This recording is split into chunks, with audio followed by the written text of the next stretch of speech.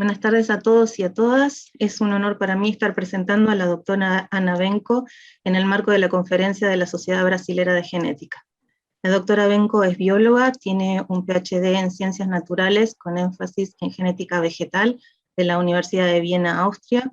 Realizó un postdoctorado en el área de evolución vegetal en la Universidad de San Pablo, Brasil, y en biología molecular vegetal en la Universidad Goethe en Frankfurt, Alemania.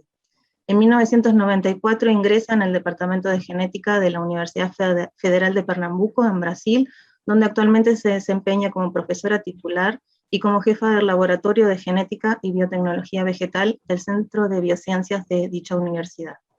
Sus líneas de investigación están en el área de genética, con énfasis en bioinformática aplicada a las ómicas, sistemática molecular y citogenética molecular.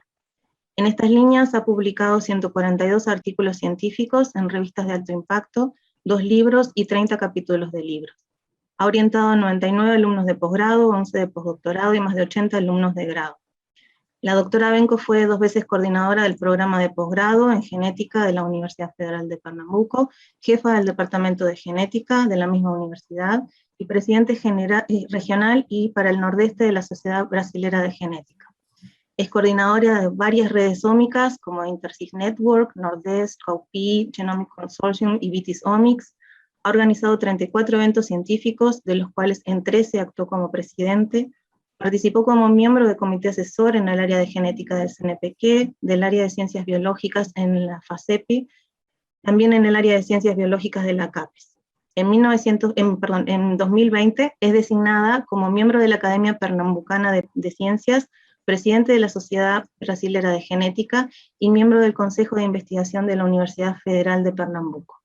Recientemente fue indicada en el ranking 21 entre los 1000 investigadores de mayor prestigio de América Latina. Por todo esto y más, es que es un placer contar hoy con la doctora Benco en el Congreso Latinoamericano de Genética.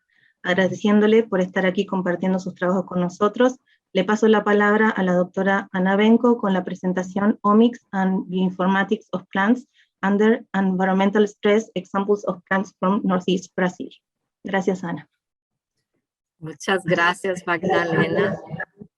Me sinto muy honrada con su presentación. Voy a hablar un poco de mi pasión. Voy a hablar en portugués porque mi portuñol es muy malo e espero que todos compreendam.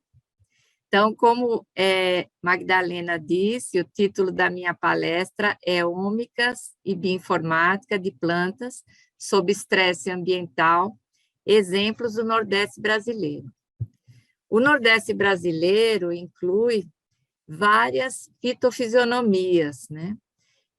Inclui a Mata Atlântica, as restingas, matas de brejo, campos rupestres, mas um dos ecossistemas dominantes, né, uma das fitofisionomias dominantes é a caatinga, que ocupa não só o estado de Pernambuco, onde a nossa universidade está localizada, mas vários outros estados que estão listados aqui nesse slide.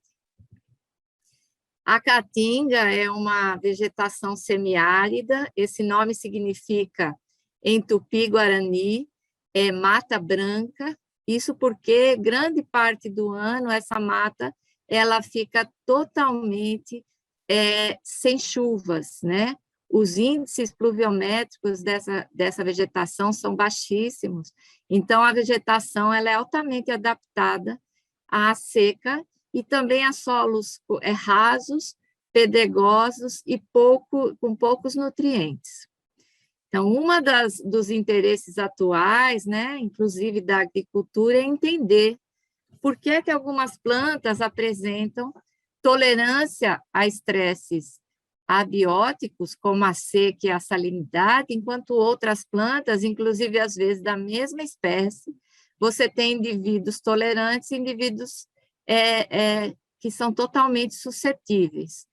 Então, isso é um estresse muito complexo, em geral envolve vários genes, né? Herança poligênica, multifatorial, e a interação ambiental é uma das mais difíceis de avaliar do ponto de vista da genética.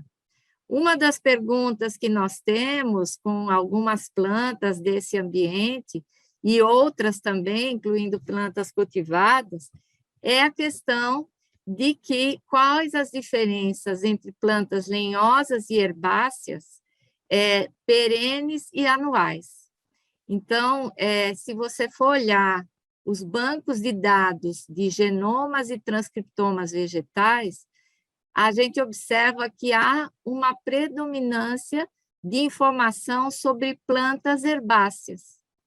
E quando se fala em plantas perenes, né, lenhosas, há uma predominância de plantas de clima temperado e principalmente do hemisfério norte, principalmente plantas cultivadas. Então, o nosso interesse, nós temos estudado vários grupos de plantas, principalmente leguminosas, leguminosas cultivadas, né, como o feijão calpi, a espécie Vigna unguiculata, o feijão comum, Phaseolus vulgaris, a soja, Glycinimax, e também o amendoim e a Cícera arietinum, que aqui no Brasil se chama grão de bico, agora não lembro como se chama em espanhol. Essas espécies, elas respondem aos estresses ambientais, por serem herbáceas, relativamente rápido. Então, quando você priva, você diminui a irrigação, ou você cessa completamente a irrigação, essas espécies, elas respondem rapidamente. Então, uma das nossas perguntas era como é que essas espécies desse ambiente onde elas são altamente adaptadas aos estresses, como elas respondem. Então, o que nós fizemos basicamente, né? Os dados que eu vou apresentar hoje, eles são principalmente baseados em dados transcriptômicos. Então, para que nós tivéssemos esses dados, a gente montou experimentos controlados, onde nós temos sempre alguns indivíduos que são o caso, ou seja, são os indivíduos que vão sofrer o estresse, e indivíduos controle, que são os indivíduos que não vão sofrer o estresse, mas são mantidos na mesma condição ambiental. Então, você submete os indivíduos para o estresse, e aí você coleta desses indivíduos, todo o RNA total desses indivíduos. Como vocês estão vendo aqui, tudo tem que ser feito com réplicas. Então, no mínimo, 3 réplicas de cada situação, caso e controle, e indivíduos no mesmo estágio de desenvolvimento, então tem que ter uma série de cuidados, porque esses indivíduos eles vão ser comparados entre si. Desse RNA total, você pode separar o RNA mensageiro, então esse RNA mensageiro, ele é capturado por técnicas moleculares, e depois ele é convertido em DNA, cDNA, como a gente chama, por uma enzima chamada transcriptase reversa. Então, tudo isso é feito para todos os indivíduos, caso e controle. Num segundo momento, esses indivíduos, eles vão para sequenciamento. E aí nós temos réplicas técnicas. Então, de cada indivíduo, você deve ter 3 réplicas técnicas, e essas réplicas técnicas, elas vão ser sequenciadas. Normalmente se usa técnicas de sequenciamento de nova geração, no caso a gente usou Illumina HiSeq, PyRedEnd. Então, e a gente gera no mínimo 100.000 reads para cada uma dessas réplicas. No nosso projeto, em geral, o rendimento do sequenciamento ele é bem maior do que isso, então isso dá uma maior confiabilidade para esses dados. Então, que plantas eu vou falar um pouco sobre elas? Uma delas é uma planta lenhosa, o gênero é Cenostigma piramidalis, é uma fabácea, ou seja, ela é da mesma família de feijões, né, frijoles, do garbanzo, que é o Cícera arietinum, então, de várias espécies, né, conhecidas nossas, só que isso é uma árvore. E essa árvore, né, ela é uma das mais tolerantes à seca que existem na Caatinga do Nordeste, nesse ambiente semiárido. Essa árvore ela é muito usada pelo homem da região, tanto para alimentação de animais, como para uso medicinal e também a obtenção de lenha. Então, e ela é importante também no reflorestamento. Essa árvore, então, ela foi escolhida por nós, por quê? Porque em regiões da Caatinga, aonde por vários anos, né, quase 23 meses, na verdade, não houve precipitação quase nenhuma, toda a vegetação secou, mas essas árvores elas sobreviveram a essa questão de seca extrema. E elas também têm uma questão de sobreviver a altos níveis de salinidade no solo. Então, nós elegemos essa planta como um dos nossos modelos para entender a resposta a esses estresses ambientais de uma planta lenhosa.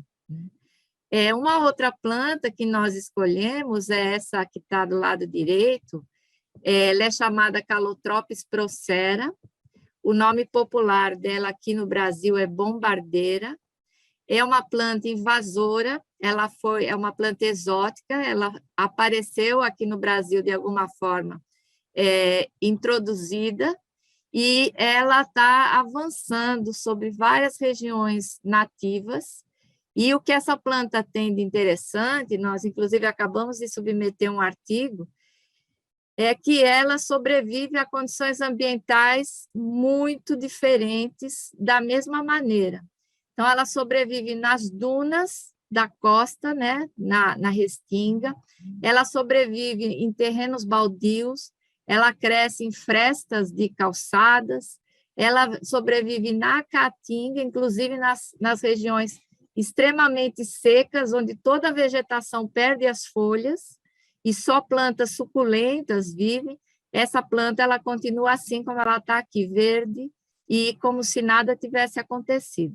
O mais interessante é que ela não tem raízes profundas, como era de se esperar. Na restinga, na beira-mar, onde ela ocorre, qualquer criança arranca essa planta com a maior facilidade, porque ela não tem raízes profundas. E ela é uma planta herbácea, então ela cresce nessas condições todas, mas não é lenhosa. Então, essa planta, né, nós temos já algumas publicações, essa é uma publicação basicamente com dados fisiológicos. Eu não vou aprofundar nesses dados, mas essa planta ela ficou em casa de vegetação 45 dias sem nenhuma irrigação. E foi só com 30 dias que ela começou a apresentar algum sinal de estresse, e aos 45 dias caiu a primeira folha, que foi o que a gente considerou o máximo de estresse dessa planta. Então, ela é um desafio biológico. Uma coisa também que nós estamos analisando é a genética de populações dessa espécie, porque a nossa pergunta realmente ela é introduzida? E se ela é introduzida, ela foi introduzida uma vez só? E nós já analisamos populações de 5 estados, e ela não tem diversidade genética basicamente nenhuma, é baixíssima a diversidade. Então, realmente a gente considera que foi um ou poucos indivíduos que foram introduzidos. Essa planta ela já chegou ao Cerrado, já chegou às bordas da Amazônia, e as nossas modelagens de nicho ecológico e filogeografia apontam que ela pode invadir a América do Sul toda, né? Ela também tem uso medicinal, né? Ela não tem uso como forrageira, porque ela é tóxica, as folhas dela apresentam toxicidade. Então, nós fizemos o transcriptoma dessa planta, né?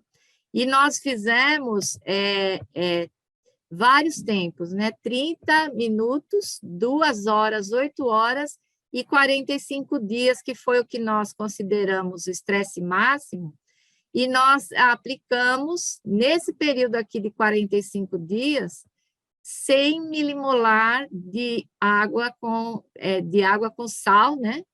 100 milimolar de NaCl, todos os dias. Então, a mesma medida foi colocada. Se você fizer isso com uma planta de tomate, por exemplo, ela sobrevive provavelmente 2 ou 3 dias no máximo, ela morre, né? Então, e essa planta, ela sobreviveu esse tempo todo, e depois que a gente parou o estresse, a gente ainda, naquele estudo de fisiologia, foi feito um estudo da recuperação. Ela se recupera muito rapidamente. Então, a gente gerou esses dados, né? E uma coisa que foi bem interessante foi na hora de anotar esses dados. Então, apenas 40,3% dos genes que nós reconhecemos nesse transcriptoma de RNA-seq, apenas essa quantidade batia com genes conhecidos de outras plantas. Então, mais ou menos 60% do transcriptoma dela não bateu, é o que a gente chama de no hit em bioinformática, né? Ele não tem homologia suficiente com nada. Esses genes, depois, mais tarde, a gente verificou, que eu não vou mostrar isso aqui, mas grande parte deles eram genes da microbiota dessa planta, principalmente a microbiota fúngica. Então, nós temos um trabalho que ainda está em andamento, que é a anotação da microbiota dessa planta baseada no transcriptoma da raiz que nós fizemos para ela. Com 30 minutos, nós já temos um número significativo. Eu fui perguntada várias vezes, né, por que um tempo tão curto, 30 minutos? Porque a 1 hora, o que a gente sabe é que muita coisa já passou. Fatores de transcrição, cascatas de sinalização, elas devem ser avaliadas o mais cedo possível, e 30 minutos costuma ser um tempo muito bom. Então, em 30 minutos, 331 genes que estavam sendo expressos foram silenciados e 149 foram ativados, né? Esses primeiros minutos, o principal que se observou foi, de fato, fatores de transcrição, né? Genes associados a estresse osmótico, porque a planta estava lá todo dia sendo irrigada com água normal, e, de repente, você coloca uma água salinizada, 100 milimolar é uma salinidade relativamente forte, né? Com 2 horas, aumentou, né, essa modulação, ela praticamente quadruplicou, então, nós tivemos 734 genes silenciados e 445 induzidos, mas com 8 horas, é impressionante, né? São 1.500 genes que estavam silenciados e foram induzidos. Então, isso foi um crescendo, digamos assim. E, naturalmente, seria o ideal eu ir avaliando dia por dia, depois dessas 8 horas, o que aconteceu, mas por motivo de custo, né? Nós não pudemos fazer isso, então a gente avaliou aos 45 dias, comparando o estressado com o controle sempre. O que a gente observou é que a diferença ela não era mais tão significante. Então, mas mesmo assim, né, tem cerca de 1.000 genes que diferem as plantas estressadas das plantas não estressadas. Então, o que é que foi modulado, então? Aqui está mostrando esses principais atores que nós identificamos. Então, fatores de transcrição, que são genes controladores de outros genes, né? 9.420, 92 famílias, vários deles associados com estresse abiótico. Inclusive, nós anotamos alguns desses fatores e nós temos um plano de expressar alguns deles em feijão calpi, na Vigna unguiculata, que é um projeto grande que nós temos também. Aqui mostrando na forma de um heatmap, ou seja, com todos esses tempos que eu falei, né? 30, 2, 8 e 45. Então, você tem aqui o que a gente chama de orquestração, né, da expressão. Então, você enxerga aqui fatores que são coexpressos, tanto para a indução quanto para o silenciamento, nesse caso aqui em cima, né? E todos esses fatores, por coincidência, também são fatores importantes para que a planta ela faça o seu ajuste a essa nova situação. Esse transcriptoma, eu vou falar pouco dele, porque eu gostaria de falar um pouco sobre esse, da catingueira. Por quê? Porque esse é o que tem mais novidade. O que aconteceu com a Calotropis, ele é novo em termos do conteúdo de genes diferentes que essa planta tem. Mas o processo da orquestração transcricional foi bem parecido com aquilo que a gente já conhecia, por exemplo, para o feijão Vigna unguiculata, né? Para a soja, que é uma outra cultura onde nós trabalhamos. Mas na catingueira, a nossa pergunta era como essa planta responde ao estresse, ao mesmo tipo de estresse, de salinidade. A salinidade é bom porque é um estresse que dá para você controlar com um pouco mais de facilidade do que a seca, né? A seca você para de regar, leva um tempo para a planta sentir aquele estresse. A salinidade não, você irrigou, é naquele dia que começa o estresse. Então, e nós tivemos 2 experimentos, então. Nós trabalhamos as plantas com inoculação, com fungos micorrízicos arbusculares e sem inoculação. Então, a gente sabia que as raízes dessas plantas, elas têm naturalmente, levam alguns fungos micorrízicos, mas a nossa pergunta era se a aplicação adicional desses fungos micorrízicos ia afetar a resposta a esse estresse de salinidade. Então, nós trabalhamos com as plantas sobre esse estresse, a inoculação se deu aos 30 dias. Aqui também mostrando, tem um trabalho também com fisiologia, né? E na fisiologia ficou claro que os fungos arbusculares, as micorrizas, eles fazem toda a diferença, assim, é muito importante a diferença do uso de energia, da sobrevivência, do crescimento, do ganho de biomassa, né, a tolerância. Nesse caso aqui desse artigo foi feito com seca, né, e os dados da fisiologia para a salinidade nós deixamos para publicar junto com os dados da seca, da salinidade. Então, aqui as 2 micorrizas, os 2 fungos que foram inoculados, né?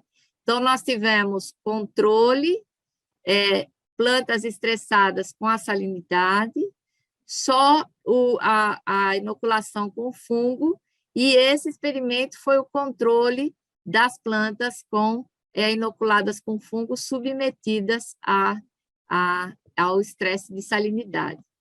Os tempos foram 30 minutos, 2 horas e 11 dias. Por que esses tempos curtos, né? Com uma planta lenhosa, a gente tem a mesma pergunta. Será que essa planta ela responde com a mesma velocidade de percepção de estresse e resposta e indução de cascata de sinal? Então, esse experimento aqui só está mostrando a forma como ele foi montada, como as bibliotecas de RNA-seq foram analisadas. Como eu disse, as análises são sempre pareadas, né? O caso contra controle, então, para mim dizer que tem um gene induzido, eu tenho que ter, no mínimo, 3 réplicas, né? Expressando no controle e 3 no caso. No caso aí é o estresse, né? Então, aqui está mostrando o número de unigenes, ou seja, depois que a gente anotou de sequências únicas que foram identificadas, um número bem alto. E aqui é uma análise que a gente faz, chamada de PCA, que é muito boa para a gente ver se as réplicas elas estão se comportando bem. Então, se a gente for olhar aqui, esses 2, o círculo vermelho e o quadrado azul, eles são os 2 controles, o controle de 30 minutos e o controle de 11 dias. Vejam que eles estão agrupados, o que para a gente é muito bom. Por quê? Porque essas plantas não estavam sofrendo estresse nenhum, elas estavam passando ali pelo mesmo tratamento, né? Irrigação com água boa, etc., que as plantas estressadas, só que sem o estresse. E aí nós temos aqui, né, esse grupo aqui, que é a salinidade 30 minutos, esse grupo, a aplicação da inoculação com fungos após 30 minutos, né? E aqui a salinidade 11 dias, que ficou bem diferente, e realmente a gente esperava isso, mas não tanto, né? Como eu vou falar depois, né? Então, no caso aqui, essa é a salinidade com o FMA, que é a salinidade sem o FMA, tá? Então, a anotação funcional, ela foi feita. Nós tivemos também, nesse caso aqui, um número alto de anotação. Por quê? Porque nós optamos por anotar tudo contra tudo, e não como nós fizemos com a Calotropis procera, onde a gente só anotou contra as plantas, contra as viridiplantae, né, que são as plantas verdadeiras. Nesse caso aqui, como nós anotamos contra fungos, bactérias, tudo que havia, a anotação ela conseguiu capturar mais coisa. E aí nós separamos depois essas anotações, o que era de plantas, o que era de micro-organismos, né? Então, aqui só mostrando, aqui já veio uma grande surpresa. Por quê? Porque no caso de 30 minutos, nós tivemos muito menos genes induzidos e modulados do que nas outras plantas que a gente estuda. Então, foram só 93 genes induzidos e 164 silenciados. Com 2 horas, isso aumentou, né? 199 induzidos, 273 silenciados. Mas com 11 dias, sempre comparando, né, as plantas que receberam a salinidade contra as plantas que estavam lá controladas sem salinidade. Esse número de genes aumentou. Então, nós imaginamos que, ao longo do tempo, a planta foi percebendo esse estresse e ela foi se ajustando de uma forma muito mais gradual do que o que acontece com as plantas herbáceas que a gente estudou antes. É interessante aqui esses gráficos, porque nós esperávamos que esse ajuste crescente, o que é que acontecesse? Que a maioria dos genes dos 30 minutos e das 2 horas ia estar lá nos 11 dias também.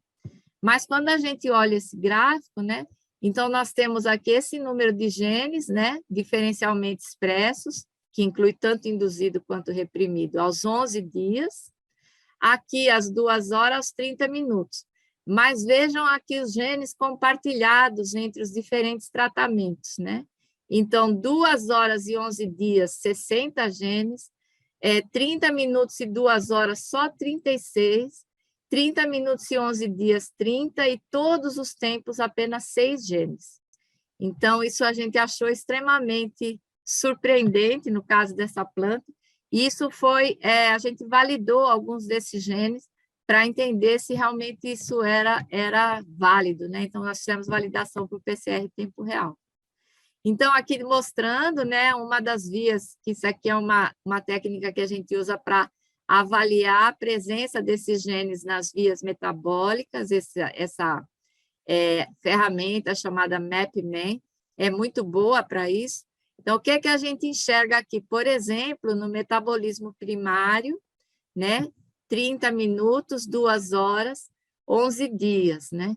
Então, a gente enxerga aqui que várias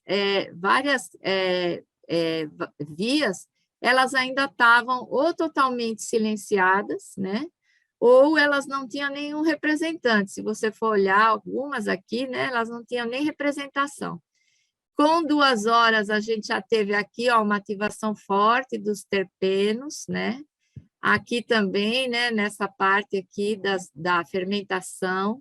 E aqui o que a gente observa, né, que essa via dos flavonoides e dos terpenos, ela está extremamente induzida, né, junto aqui com o lipídio. O lipídio tem uma participação muito forte no espessamento da parede celular, né? Aqui também, né, parede celular. Aqui o metabolismo secundário, no caso, o metabolismo secundário também, impressionante, né, que de 30 minutos para 2 horas já houve uma forte indução dessa via dos flavonoides, né, e aqui, para 11 dias, a gente tem uma participação muito maior, né, inclusive de várias outras vias, essa de aminoácidos, por exemplo, que estava praticamente inativa aqui. E a resposta ao estresse. Então, nós temos aqui, no tempo de 30 minutos, né? 30 minutos, muito pouca via de sinalização, né? Isso já aumenta um pouco aqui com 2 horas, e com 11 dias aqui está tudo muito mais ativo, né? Inclusive o estresse abiótico, né? É uma coisa interessante, isso se chama resposta cruzada, que as plantas, quando elas estão sob estresse abiótico, elas tendem a ativar o arsenal de defesa contra patógeno.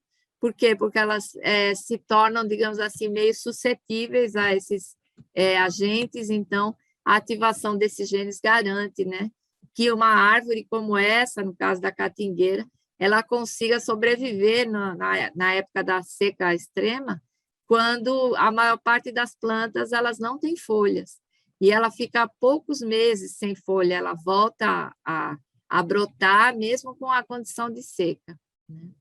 Então, aqui, só para a gente colocar de uma forma comparativa, então, nós temos aqui 30 minutos, 2 horas, né? 11 dias, tudo que está em azul são genes que foram reprimidos, e o que está em vermelho são genes que foram induzidos. O que a gente observa é que todas essas vias reprimidas, muitas delas têm a ver com crescimento, expansão celular, comunicação celular. Por quê? Porque é uma estratégia natural de defesa dessa planta sobreviver a essa condição de seca, diminuindo, né, uma série de funções e diminuindo o crescimento para sobreviver até que a próxima chuva chegue, né? No caso aqui, essa análise aqui sem FMA, né? Então, a gente colocou, nesse caso aqui, os genes compartilhados por tratamento. Então, aqui, os 2.359, né? De 11 dias, 370 de 2 horas, 185 de 30 minutos, e aqui aqueles que eu mostrei anteriormente. Nós fizemos, inclusive foi publicado um artigo, uma busca para genes de referência. Essa planta é uma planta que não tem genoma, aliás, ela não tinha, porque nós sequenciamos o genoma dela, mas nós ainda não montamos, esse genoma ainda precisa ser montado, junto com o genoma da Calotropis procera. E aqui o artigo, que esse artigo ainda está online first, onde a gente mostra, né, todos esses dados, e aqui os genes-alvo que nós escolhemos para validação por PCR em tempo real. Como eu falei na apresentação, no início, nós fizemos também análise de transcriptoma sobre a inoculação dos fungos micorrízicos arbusculares, né, o FMA. E esses dados ainda não são dados publicados, eles são dados novos. A gente já está trabalhando nesse artigo, na validação, mas esses dados, eles deixaram a gente muito surpreso e entusiasmados. Por quê? Então, vocês lembram que com 11 dias nós tínhamos 2.198, e com 30 minutos nós tínhamos 141 genes, né, modulados, tanto para induzidos como reprimidos. Quando a gente olhou os 30 minutos das plantas que tinham sido tratadas com FMA e que receberam o estresse por sal, vejam a diferença significativa. Então, a gente tem aqui 1.596 genes modulados, comparativamente aqui com os 30. Esses genes são todos do FMA? Não, né? Mais da metade desses genes, eles são da planta. Então, a planta, ela responde de uma forma completamente diferente quando ela está interagindo com essas micorrizas, né? Se a gente for olhar aqui, né, o FMA com sal, nós temos, né, em conjunto com o tempo de 30 minutos sem o FMA, só 22 genes. Os outros genes são todos bem diferentes, né? Então, se você for olhar, né, esse tratamento, né, de 11 dias, ele não é muito parecido, porque quando a gente viu isso aqui, a gente achou, não, isso aqui deve ser parecido com o que atinge aos 11 dias. Mas quando a gente vai olhar aqui, ó, são só 161 genes em comum entre esses dois tratamentos. Então, uma resposta totalmente própria, né? Que é isso que eu acabei de mostrar, esqueci dessa animação. Então, aqui só mostrando, né, que essa análise, né, ela permitiu que nós reconhecêssemos, né, um grande número de genes modulados. Parte desses genes pertencem à nossa planta lenhosa, parte pertencem aos fungos micorrízicos. Então, aqui eu estou mostrando só desse grupo aí, os genes que foram anotados. Então, aqui está mostrando tudo que tem esse P em verde de planta, e nesse caso aqui é número de espécies, tá? Taxonômicas. E tudo que tem F é fungo. Então, vocês veem, né, a maioria das homologias foi com genes e outras fabáceas, né? Aí depois a segunda categoria é dessa família de fungo. Aí depois com Solanácea, a terceira categoria é uma outra família de fungo, Rosácea, e assim por diante. Então, é bem interessante, né, os dados que a gente tem dessa planta. Essa parte da microbiota sequenciada com o transcriptoma, a gente está anotando com ferramentas de bioinformática que tratam microbiomas, né? Então, com isso, a gente tem, nesse mesmo artigo, uma análise bem cuidadosa deles.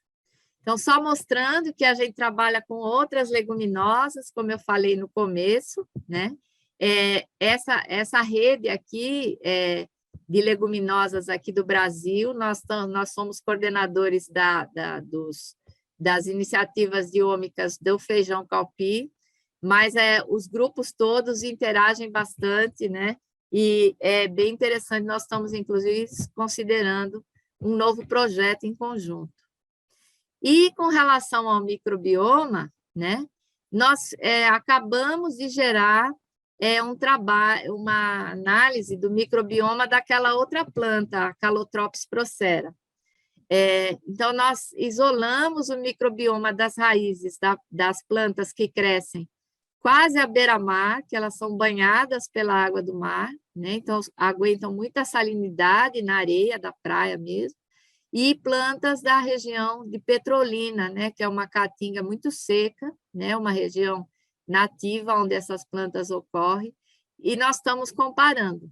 Essa figura aqui é de um artigo de revisão da minha aluna Tamara, que está conduzindo esse projeto do microbioma dessa planta, e a gente está bem feliz que o aceite desse artigo veio ontem. Eu recomendo muito, né, essa análise, porque esse artigo, porque nós estamos, inclusive, explicando como é que é feita a anotação de um microbioma, né, que a gente testou muita coisa, avaliou muito, então, é meio que um caminho das pedras, umas dicas boas para quem quer trabalhar com isso. Aqui os dados preliminares, né, desse microbioma da raiz. Nós resolvemos fazer também da semente e das folhas, porque a gente quer saber se essa microbiota ela é restrita ao tecido reticular ou se ela ocorre e se ela também vem junto com a semente da planta. Então, as análises ainda estão em andamento, mas é interessante porque a gente achou muitas ciano- e proteobactérias, e esses grupos eles são dominantes, né, em raízes de plantas de áreas semiáridas, salinas, e também plantas invasoras. Então, tem tudo a ver com essa espécie que a gente está analisando. Então, eu quero encerrar aqui a minha apresentação. Ninguém faz nada sozinho, né? Tudo isso que eu estou apresentando é representação de um grande grupo, né? Vocês estão vendo aqui os membros do meu laboratório. Aqui em cima, a Gabriela Froze, que ela, inclusive, agora ela trabalha na Université Sherbrooke, no Canadá, mas ela é da área de fisiologia e de biologia molecular, é doutora já. O professor Mauro Guida, que é dessa área de fisiologia vegetal, é meu parceiro de vários projetos. o doutor Ribamar Neto, que é nosso pós-doc, doutor Davi Moraes, que ele também é bioinformata do Compute Canadá, foi meu aluno de mestrado. Rebeca, ela trabalha com a Calotropis procera na área de fisiologia. A Tamara, a Flávia e a Valesca estão na equipe do projeto do microbioma, que inclusive esse projeto é uma parceria com a FMG, o professor Vasco Ariston, e com a Universität Göttingen, na Alemanha, onde esses microbiomas estão sendo sequenciados. Nessa época de pouco recurso, essas parcerias são muito importantes. E o João Pacífico, que também é ex-doutorando meu, também ele já é funcionário na Universidade de Pernambuco, ele trabalha com bioinformática e ainda trabalha em parceria com o nosso grupo. Então, eu só quero fechar com uma foto aqui do Marco Zero, da região central de Recife, dizer que nós somos muito abertos a colaborações, né? Ninguém faz nada sozinho, como eu falei, vários desses projetos eles só existem nessa época que o Brasil está passando, de muita dificuldade financeira e pouco apoio para a ciência.